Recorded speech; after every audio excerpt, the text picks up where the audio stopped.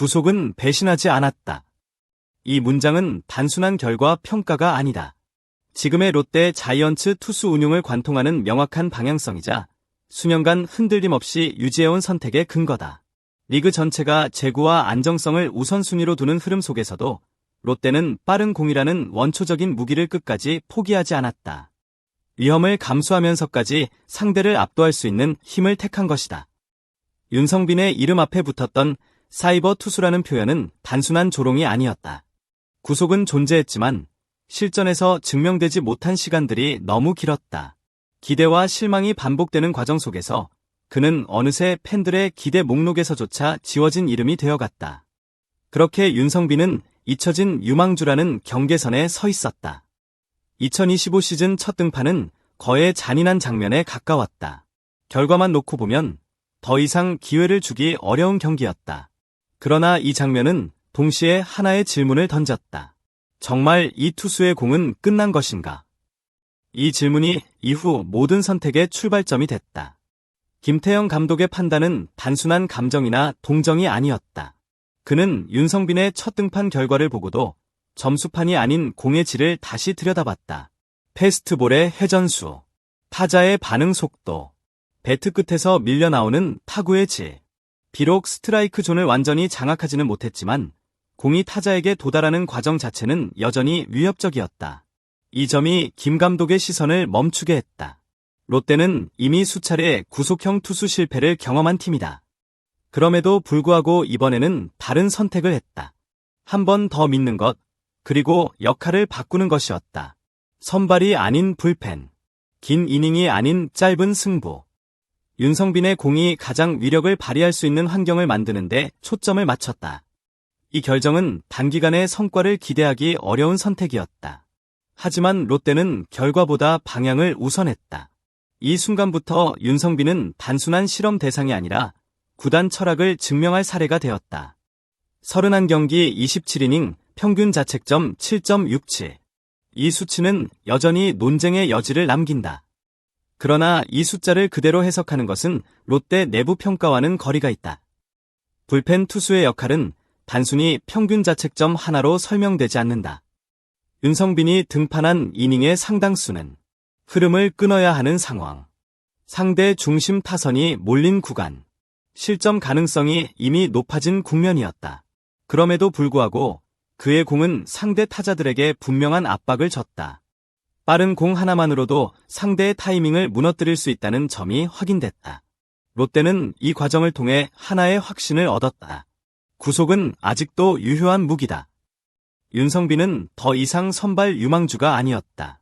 그러나 그는 전력에서 제외할 수 없는 카드로 제정이 됐다. 윤성빈의 반등은 단발성 사건이 아니다. 최근 몇 시즌 동안 롯데 마운드에서 반복적으로 나타난 장면이다. 최준용은 강한 공을 앞세운 불펜의 핵심으로 자리 잡았고, 이민석은 점점 더 빠른 공과 함께 존재감을 키워가고 있다. 홍민기 역시 속도 면에서는 이미 리그 평균을 넘어섰다. 이들은 공통적으로 제구가 완벽하지는 않다. 그러나 상대 타자들이 가장 먼저 체감하는 것은 항상 구속과 위력이다. 롯데는 이 흐름을 우연으로 보지 않는다. 육성 단계부터 힘있는 공을 우선 기준으로 삼아온 결과다. 이제 리그 안팎에서는 롯데 투수는 공이 빠르다 라는 인식이 굳어지고 있다. 외국인 투수 영입은 구단 철학이 가장 분명하게 드러나는 영역이다. 롯데는 여기서도 한치의 흔들림이 없었다. 멜빈 로드리게스는 단순한 빠른 공 투수가 아니다. 다양한 구종을 갖췄지만 모든 무기의 출발점은 직구 구속이다.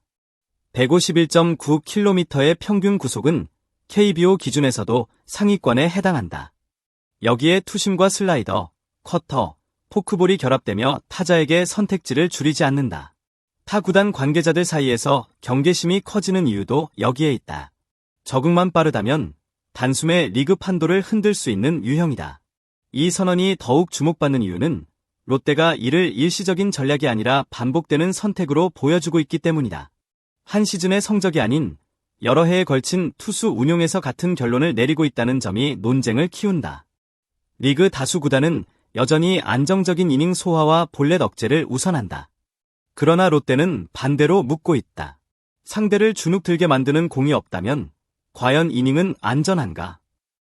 실제로 KBO 타자들은 빠른 공에 가장 직접적인 반응을 보인다. 한 번 밀린 타이밍은 경기 전체 흐름을 바꾸기도 한다. 롯데는 바로 이 지점을 노린다. 물론 위험은 분명하다. 제구가 흔들리는 날에는 대량 실점으로 이어질 수 있다. 그러나 롯데는 그 리스크마저 감수하겠다는 입장이다. 이 선택은 팀 컬러를 분명히 만든다.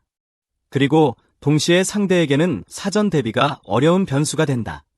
이것이 바로 롯데가 9위를 포기하지 않는 이유다. 연봉 인상과 삭감은 언제나 가장 솔직한 언어다. 말보다 숫자가 더 명확하다. 윤성빈과 이민석의 연봉 상승은 단순한 보상이 아니라 다음 시즌 구상 속에서 어떤 역할을 기대하고 있는지를 보여준다.